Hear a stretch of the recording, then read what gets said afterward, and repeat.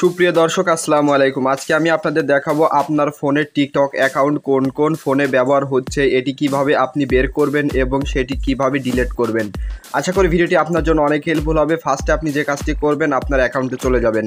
অ্যাকাউন্টে চলে যাওয়ার পরে থ্রি ডট মেনুর উপর সিম্পলি ট্যাপ করবেন। ট্যাপ করার পরে সেটিংস অ্যান্ড প্রাইভেসি এই অপশনটার উপর সিম্পলি ট্যাপ করবেন। ট্যাপ করার পরে এখানে দেখতে পাচ্ছেন যে সিকিউরিটি, আপনি সিকিউরিটি অপশনে ক্লিক করবেন। ক্লিক করার পরে দেখতেই পাচ্ছেন যে ম্যানেজ ডিভাইস, আপনি যে কাজটি করবেন ম্যানেজ ডিভাইস এই অপশনটার উপর সিম্পলি ট্যাপ করে দিবেন।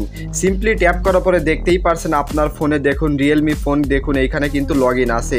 এগুলো কিন্তু অন্য ফোন কিন্তু আপনার এই টিকটক অ্যাকাউন্টটা লগ ইন করে রেখেছে।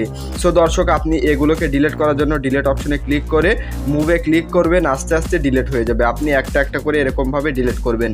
সো দর্শক, ভিডিও ভালো লাগলে লাইক করবেন, চ্যানেল নতুন হলে সাবস্ক্রাইব করবেন। সো আপনি এরকমভাবেই খুব সহজে ডিলিট করে ফেলতে পারবেন।